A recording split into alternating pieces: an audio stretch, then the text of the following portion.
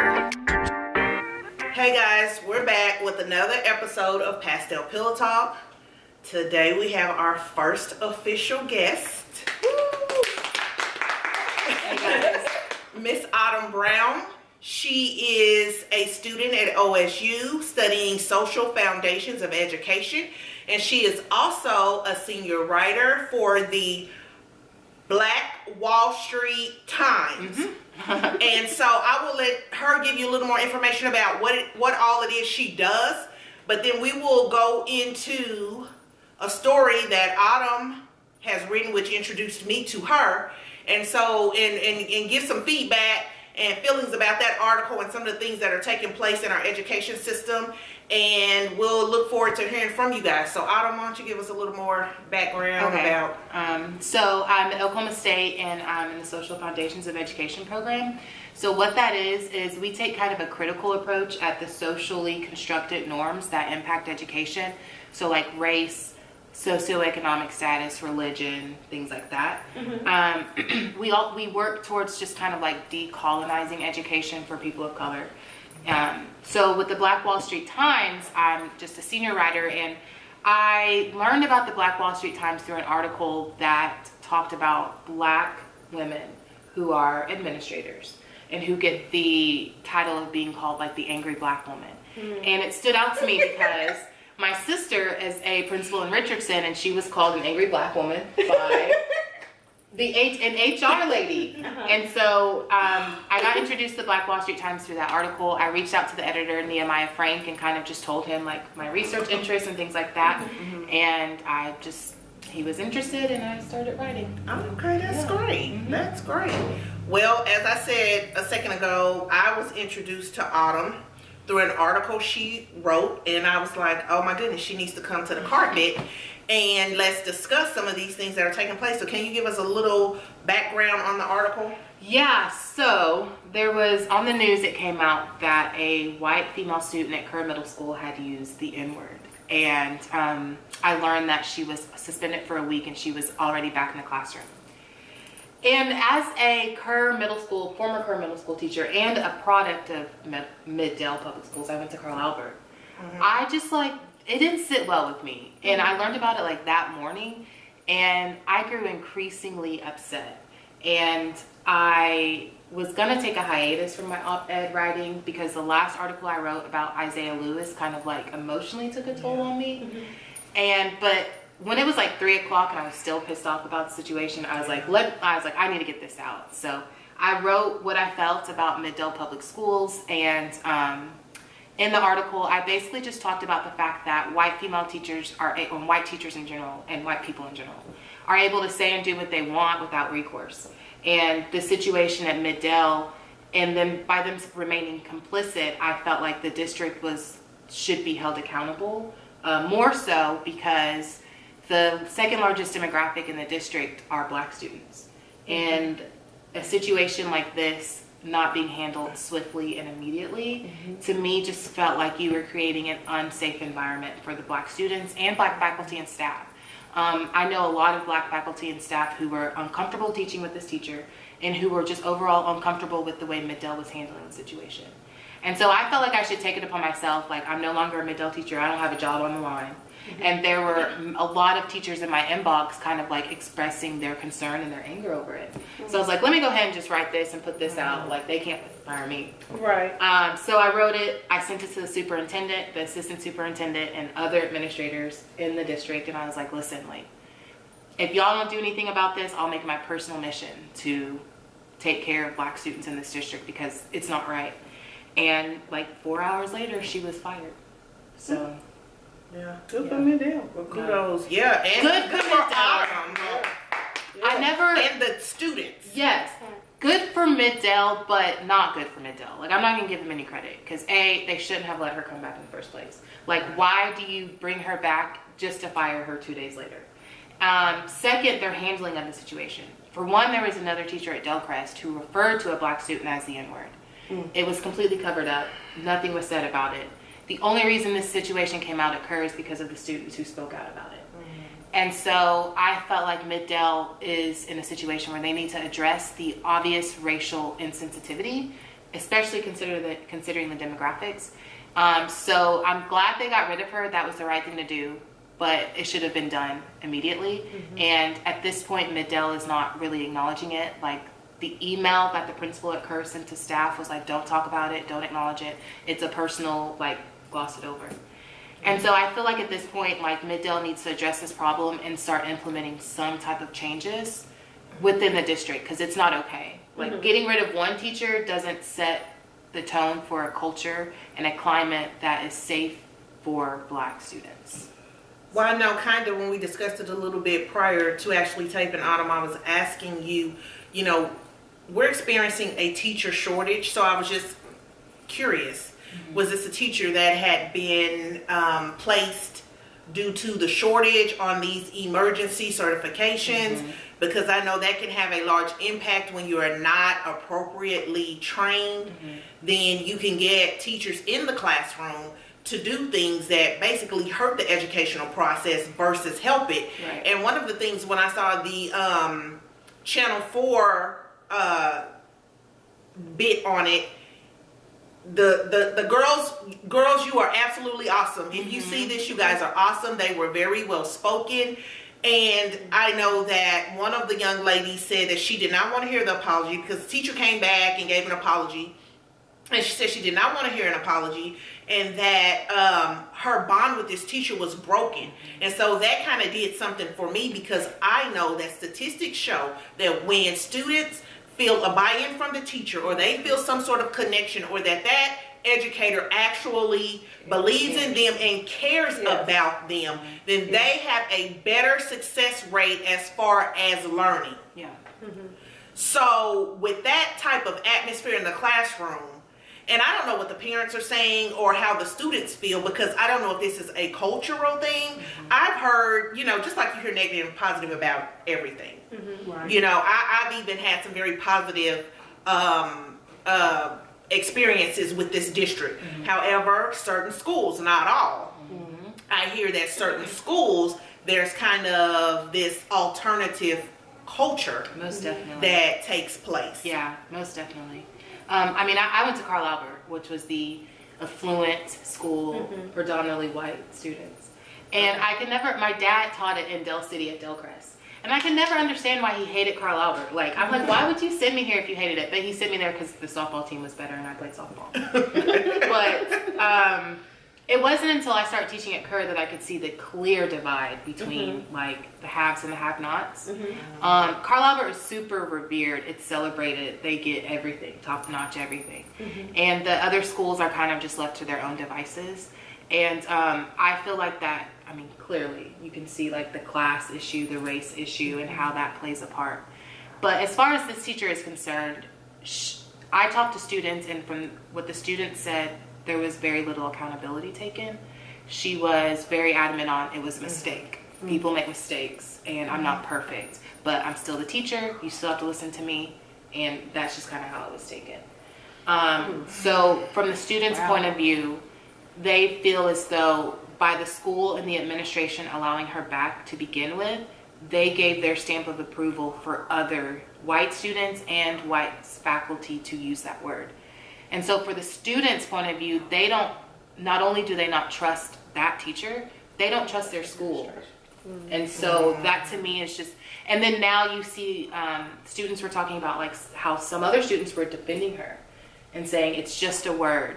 So it's just created such a divide among the students, also among the teachers, and... But don't we see that a lot with this word? Yes, yes. There's always some controversy behind this word. Me personally, it's my own personal opinion. I'm not telling y'all what to do. We need to quit using this word. Find something that's fun in place of it. I don't know. I know if I'm trying to be funny and I'm going to refer to that word, I say ninja. And I know a lot of other people do as well. I got it from somebody else. But it's just consistently causing an issue. Who can say it? Who shouldn't say it? Should it be said in the classroom? I don't feel that it has a place anywhere. Whether, I mean, you get students or a certain age group, they can be of any ethnic group, and they'll use words to, you know, reference each other. And so I understand that some people say, well, we're reclaiming this word and we're taking the power out of it, but the power is not being taken out of it because we keep running into these situations. So since you are a former teacher in this district, was there certain policies in place? Apparently not. No, and there wasn't any policies. I mean, I taught with teachers who would use the word around me, like a white female teacher who would use the word around me. Yeah, and I had to professionals. We taught across the hall from each other. Wow. So, yeah, that was just kind of the dynamic in the school when I was there. Very much teachers who were like, they're the others. We need to tame them. They're never going to learn. You know what I'm saying? Like kind of that idea. Wow. So one thing I did want to talk to you about was about whether or not she was an emergency cert or actual like trained teacher. Right. And when I think about teacher training, I still feel like it's very inadequate, especially considering like the demographic of students that we are now teaching. I think about my teacher training, and I feel very ill prepared. Teaching was taught in a very romanticized way. Here are the 5 E's, lesson plans. You're going to go through them. You're going to engage them. You're going to extend the lesson. Here are ways to deal with, you know, IEPs, stuff like that. But to really get down to the nitty gritty of like trust, you know, before you can implement a lesson plan, teach student trust, respect, caring, things, certain approaches that have to occur first before you can even get to like the pedagogy and the curriculum. And I just feel very ill prepared. I felt very ill prepared to then go out into the field and teach the students that I taught. And just looking back, I feel like teacher education programs need to be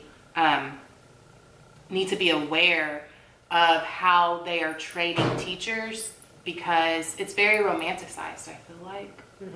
And I don't know, that's just my thoughts on it. Yeah, that it kind of needs to be more down to earth and realistic. Yeah, and because there are challenges in the classroom. I'm an educator, and I can tell you right now, there are challenges in the classroom. And so I guess on that, you know, where I teach, they do a lot of diversity training. They do a lot of teaching the educators how to deal with some of the issues that may be taking place at home, or what may be causing a student to not learn. Because there's a certain position a student needs to be in before they ever hit that classroom. Exactly. You have to remove those barriers. Yeah. And because if I'm sleepy because I don't have a place to live, right. You know, or I'm staying in a house full of people, or I'm hungry. Yeah. And I mean, then you kind of have to address those things first. And that has everything to do with being taught to care. Like, if you're taught, like, you have to build trust, you have to care. Like, if a student is sleeping, it's not your job to go wake them up. It's your job to understand and get to the root of why they're sleeping. Well, I've had students tell me, because I get on mine from sleeping. Now, I'm here to teach you. I'm going to need you awake. Wake up. But I have had them tell me, I have to work to a certain, or I was working to a certain time. And, you know, they'll come in and tell me I'm taking care of younger siblings. Right. So I need those hours. Okay, so we need to figure out when you're at your best. You know, does it need to be something online based? What do we need to do in class for you to be, you know, prepared? And you see what I'm saying? So I have definitely had those situations. Yeah. And they want to be able to come to you in confidence and, you know, be able to. So do you think maybe it's a situation where maybe the demographics of the staff do not meet the demographics of the student body, and so they don't identify? Most definitely. So my dissertation is actually an educational biography of Clara Luper, Ada Lois Scipio Fisher, and Nancy Randolph Davis in their teaching. And the thing that I'm coming across is, like, you have this era of Jim Crow segregation, underfunded schools, under-resourced, things like that. Yet you see these black female teachers who are able to have such a generational impact on their students. And in my head, I'm like, what was it about these teachers against such a traumatic backdrop of time were able to still pull something out of these students? And what I've learned is, like what you were saying, like, as teachers, we're taught to separate professional from personal. Like, don't live in the communities you teach in. Don't give too much of your... That definitely needs to change. Like, don't give too much of your personal. But the fact is, like, your personal life completely seeps through your instruction. If I'm having a bad day because of something that's happening in my personal life, That's going to come through my teaching. And to really believe that we can separate the two it's not realistic. Right. And so what I'm learning from these teachers is that they didn't. Their personal life was completely interwoven into their professional life. Yeah, they lived in the communities. Yeah, they lived in the communities. It was nothing to take you to your mama's house because you didn't do anything. And that helped them relate. It helped them relate, and it helped them know that they care. Mm-hmm. If this person is willing to take time out of their day and go to my mama's house because I didn't turn in an assignment, I'm not gonna not turn in an assignment again. And I did an interview just this Monday where a former student of Clara Luper got very emotional talking about Clara Luper. She taught my mom and my aunts. What? They all say that about Clara. I need to interview them for my oral history. Yeah. Well, my mom and my aunt unfortunately are deceased. I just lost my aunt a few years ago. But she always talked about Clara Luper. And and the fact that he got emotional, he was like, she saw something in me I didn't even see in myself. Right. Mm-hmm. And every single person I talked to was like, I was the quiet child in the back. Yeah. And she picked me out. Oh, they said she would do it too. Yeah. No, you come up front. No, you stand up. You be somebody. Yeah. Mm-hmm. Yeah, and I just feel like we can learn from that era of teachers.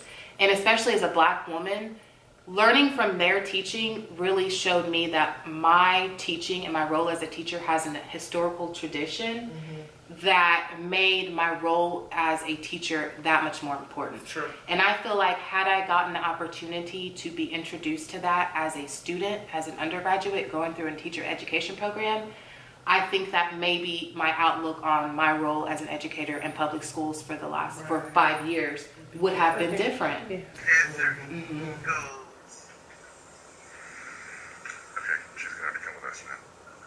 Stand up.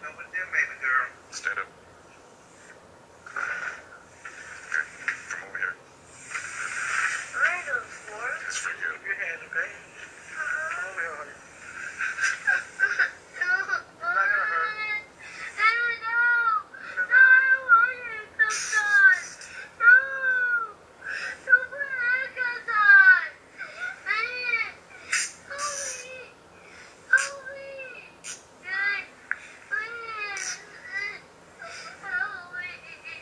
Let's go. You got me a big deal, okay? Oh, I was there to go. I just saw you. Oh. Come on, let's go. No. Please let me go. Tell me what happened, let's go, okay?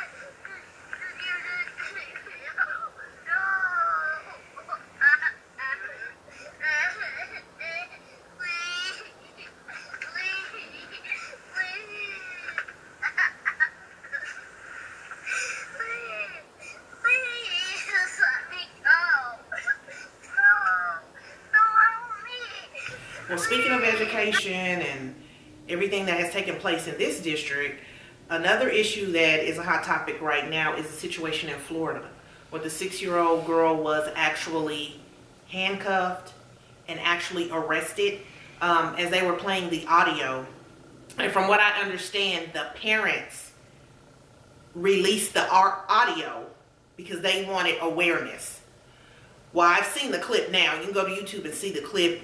Check it out at the beginning of this video. But when they played the audio on the radio, I literally had to go ahead and turn it down. Because that baby's a year younger than my son, a year older than my daughter, or about basically the same age as my daughter because she's getting ready to turn 6. And baby, let me tell you. Baby. Even after the incident was done, I would probably be livid once I heard, oh, your child has been arrested. Mm-hmm. Because from what I understand from the radio this morning, they actually arrested her. Booked her in and everything. Really? But when I seen that video... Yeah. Well... Okay, make room for her mama. Yeah. I mean, it was just totally heart-wrenching. I can't imagine what a 6-year-old would have done.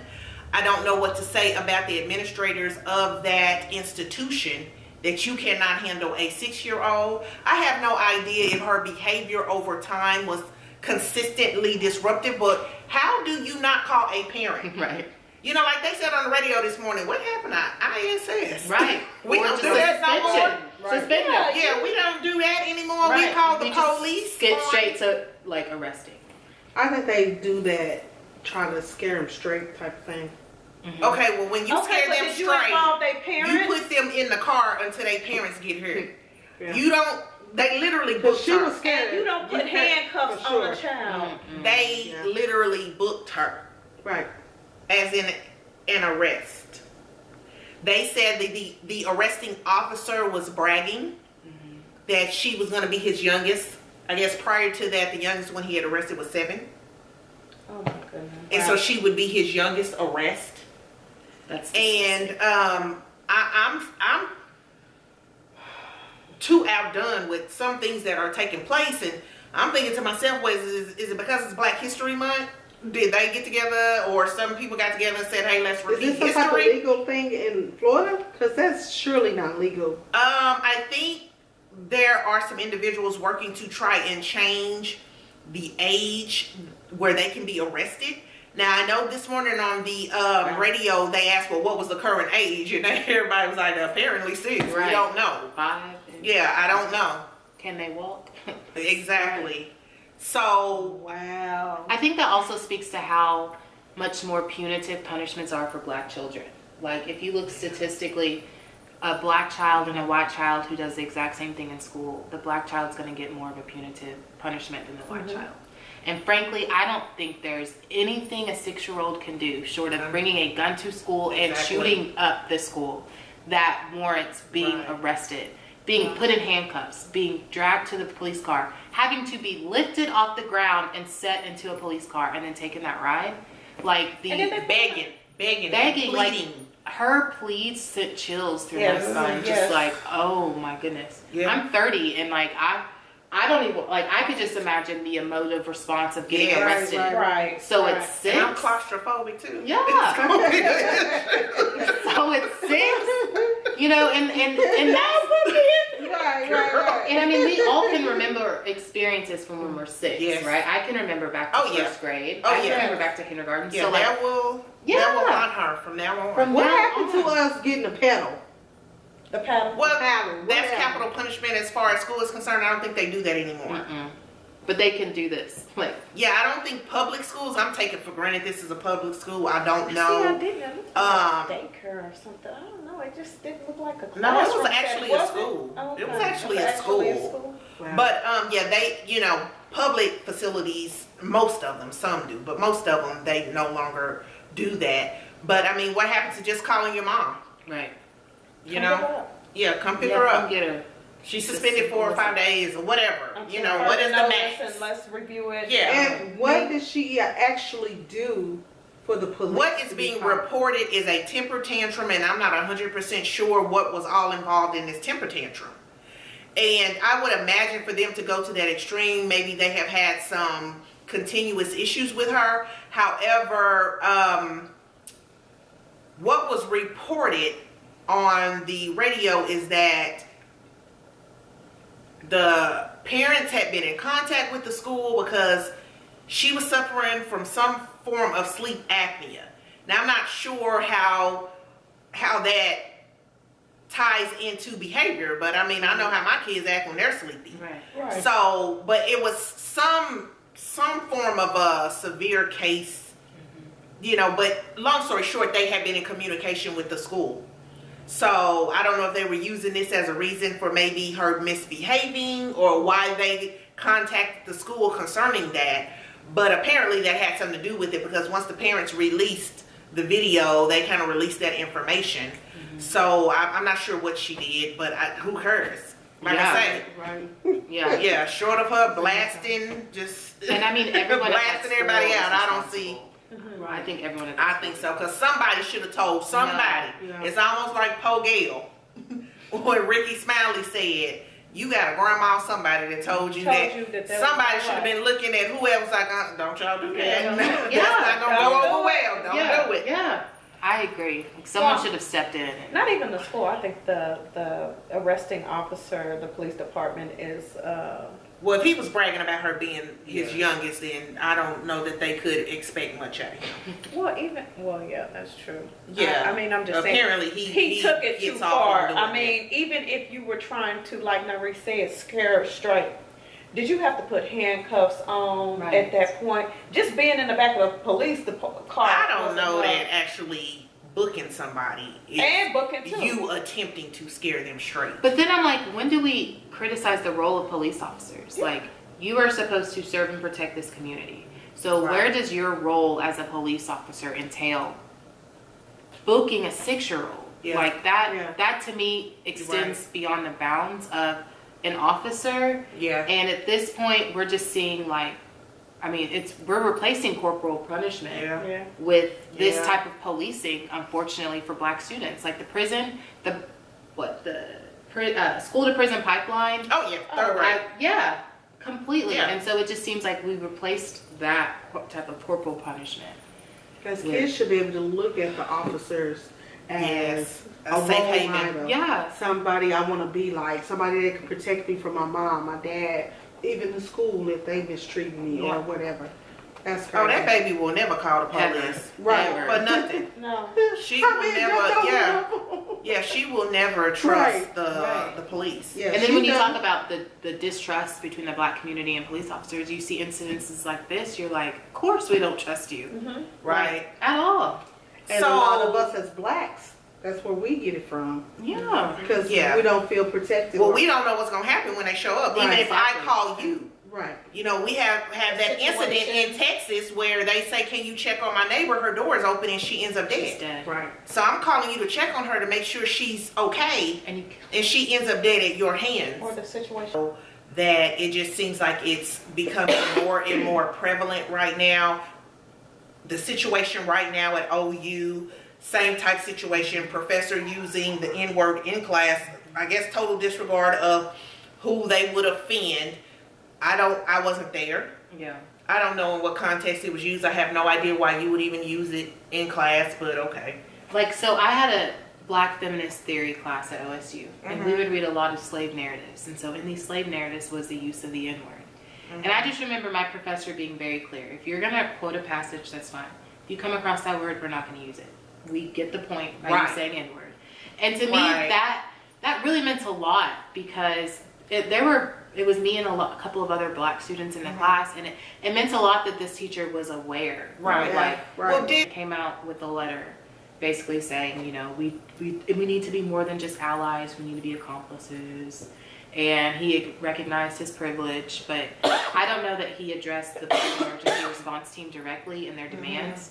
So I don't really know. So in you all's opinion, do you think that, you know, we'll ever see a time where things are different? Go ahead. When President Obama was first elected, I had hope. I really did. That things Why were. did you have hope? Well, because he was elected. Well, because you start to see things evolve as far as having the first Black president to see. Now, I mean, I'm just saying. Because I think that made it worse, but I heard you say I wouldn't have never thought to sit that I would be able to live to see that. Yeah. So at that point, it's like it was possible for, like he said, change. But I think, you know, I agree with you that, you know, it probably made things worse. But with the current president, I think it has just brought everything to the surface to where back in the day, it was a little bit more hidden. You could see it, but some of it was. But now I feel like everything's to the forefront. It's which I appreciate. Well, and I'd rather call it for what it is. Yeah, I appreciate that. You know, and you see it, and you just, you know, you call it, you know, but I feel like everybody has, this is the United States. And so we're all free and we have rights, and you got a right to be racist if that's what you want to do. However, I just feel like, you know, as far as professionalism and our education system and certain environments, because we all have rights and we're all supposed to respect each other's rights. Right. There's just certain things that should be unacceptable, and not just directed towards one group of people, Right. but all groups of people. There should be a certain level of respect in common places Right. that I guess now certain people are feeling that no, we don't have to do that. We don't have to respect the next person. But that's not. Go ahead. But I guess my problem with that is that, you know, they talk about in the professional environment, don't talk about religion, don't talk about different things, but then you can just blatantly call somebody the N-word. I don't understand that logic. When Obama got elected, I was a freshman in college, and I was like, oh, like, here we go. You know, first election, I got to vote for a black man. Watch party. Yes, like, listen, I played softball at UCL, and we had 5 o'clock workouts, and I hated those 5 a.m. workouts. But the day after he got elected, I was early. I was like, what's up, guys? Good morning, you know? And they weren't trying to have it. But I feel like things started coming to the surface while he wasn't in office. Like, stuff was bubbling when he was in office. And Trump's election was a direct result of that was coming up. And so I feel like in this day and age, when you have a figurehead who can go on TV and blatantly disrespect certain groups of people, and it's permissible. So when you talk about there are certain spaces where that should not be acceptable, well, this is the most important space in our America, right? Supposedly. Right. And here we are, someone who's in this space who's able to do and say what they want, and without recourse, without any type of accountability held. So if you're a racist seeing that, then of course you're saying, well, if he can say that in the White House, I can say that in my classroom. And what are they going to do? Yeah. I You think know? that has a lot to do with Yeah. it. And it's, I really just feel like people feel more confident voicing like how they feel versus like holding it in. Yeah. And so now we see this like domino effect of people who feel like they can say and do whatever they want because that's what they're seeing in front of them. Right. Like if President Obama Lead had by said, example. yeah, if President Obama had said anything of this, like anything compared to what Trump has said, Oh, man. he would be lynched. Yeah. Yeah. And the thing is like he had reason to, like, they're calling your wife a monkey. You know what I'm saying? You have reason to like go off on somebody, and he didn't. Yeah. But now you see somebody who just goes off on somebody because they blink wrong. Yeah. Whether it's on Twitter, whether it's at the It's always podium, on Twitter. it's anywhere. Tweeting. It's supported. So it's just kind of like now we see this teacher at Kerr who says the N-word, and she's supported by the district, she's supported by teachers, she's supported by students. Yeah. And it's just so when you say is it going to change? I don't want to say no because I don't want to, like, I always want to have hope. Yeah. But what I think is different now are the fact that you have spaces like these, like the Black Wall Street Times, where black media is coming to the forefront. So yeah, you can use the word in your class if you want to, but best believe one of us is going to call you out on it, and that's not going to stand. So maybe it's not going to change, but I'm going to change this setting, and I'm going to get you out, and I'm going to do what I can at every stop. You know what I'm saying? I think that's what we have to do moving forward. Like nothing can go uncovered. Like nothing can go dismissed. Like we have to address every single transgression like this. And I think that's how we work towards change. It's like I don't have to change your mind, but what I am going to do, Or your behavior. but I'm going to call you out on it, and you're going to be held accountable for it. Right. So I can say, especially with small children, that I pray that it changes. I know that my responsibility is to start with those children. There are people in my life from various ethnic backgrounds, so I know there's good people in every group of people. You know, I don't think all black people are good. Okay. all can fucking skip. Right. And all white people aren't bad, because I have some that, you know, some that are very close to me that have had my back in a lot of situations. And so I feel like my responsibility is to make sure that my children understand right from wrong, and they understand what's expected from them as far as our spiritual beliefs are considered, and that they are, you know, inclusive of everyone, and that their behavior is accurate. And I feel like that's my contribution. Now, me and my husband, we disagree on something, because he still says, no, it seems bad, but trust me, the good outweighs the bad. And he's talking about society. I would agree with that. Do you?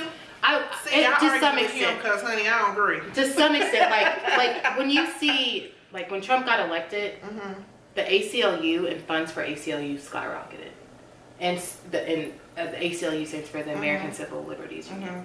So you can kind of see like subtle ways in which, like, yes, this is permissible. This person was elected into office, but you can see how society is kind of stepping up and saying, like, no, this isn't okay. And so I can agree to some extent. We'll see if they elect him again, then we'll be able to say it. Well, you know what? Part of the problem, people better get out and vote. Yeah, that's true. I'm going to say it one more time. People better get out and vote. I'm going to say it one more time. One more again. And I'm not saying who I'm saying it to. In this room. I'm at the poll, y'all.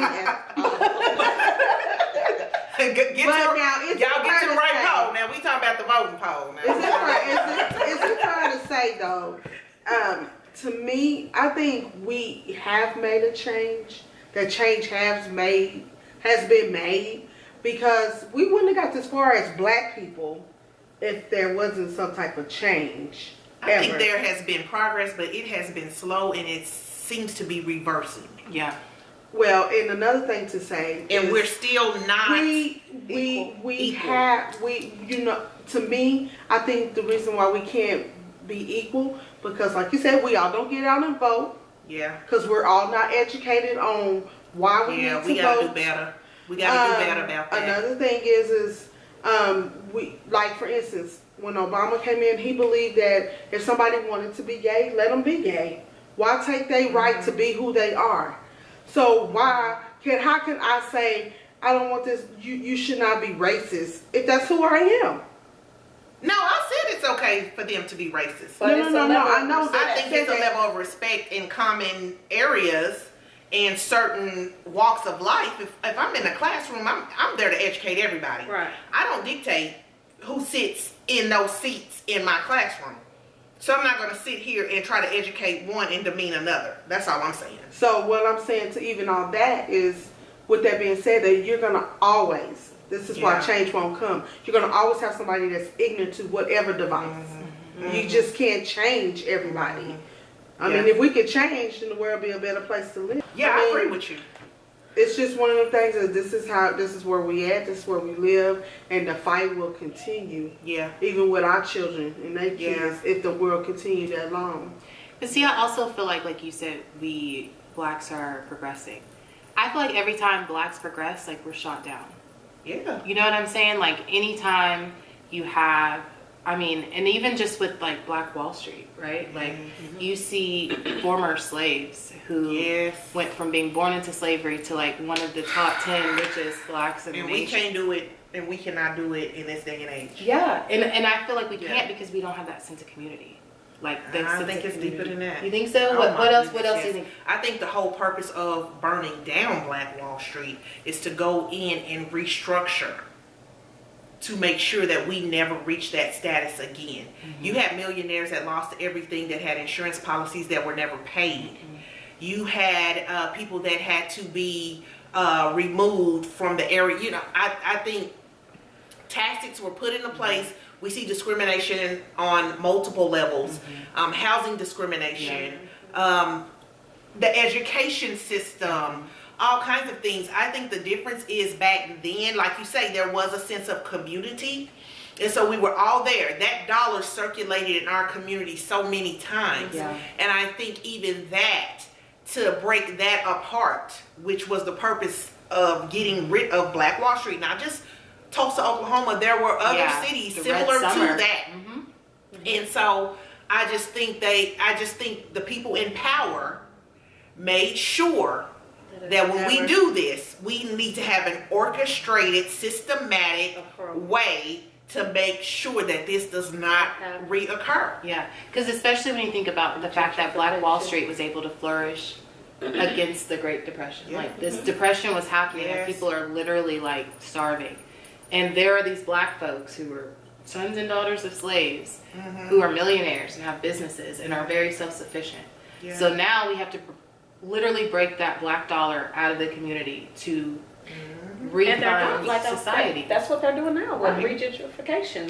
They continue to do the same thing so that it'll never happen. Yeah. But even like when I say the sense of community, like the people that I talk about like during segregation and Jim Crow, one thing they talk about is like, Jim Crow definitely instilled a sense of like subhuman inferiority. But one thing about it is like you had Black businesses. So you had doctors, lawyers, grocery stores, movie theaters, things like that. And so what I feel like now is like when we were what's the word I'm looking for? When we were blocked from certain things, and we got access to it, we thought grass is greener.